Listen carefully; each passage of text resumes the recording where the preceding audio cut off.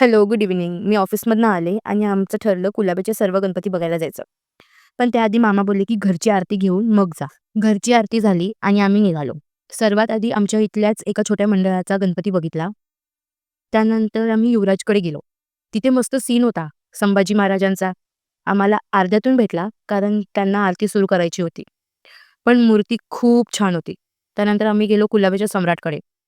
तिथे पण सीन होता हेरंब गणपतीचा. मला याआधी हेरंब गणपतीबद्दल काहीच माहिती नव्हतं. पण ते सीन बघून खूप छान वाटलं आणि खूप सुंदर मूर्ती होती. त्यानंतर आम्ही गेलो सासुंडोकचा गणपती बघायला.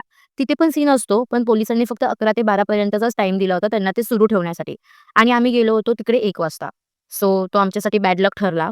एनिवेज त्यानंतर आम्ही गेलो कुलाब्याचा लाडका बघायला. तिथे पण मस्त डेकोरेशन होतं. आय मीन लॉबस्टरवर होता बाप्पा. इथून निघालो आणि कुलाब्याच्या राजाकडे गेलो.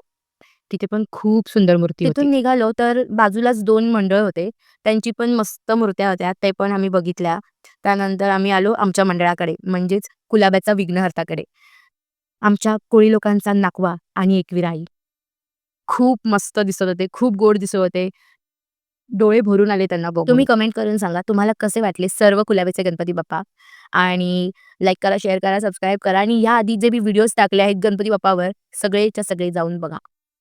शॉर्ट व्हिडिओ आहे, तुम्हाला जराही बोर होणार नाहीये. पटकन निघून जातील, तुम्हाला कळणारही नाही. फक्त जावा, बघा, लाईक करा आणि शेअर करा आणि सबस्क्राईब तर करा चॅनलला. आणि म्हणा, Ganpati Bappa Morya. Thanks for watching. Bye.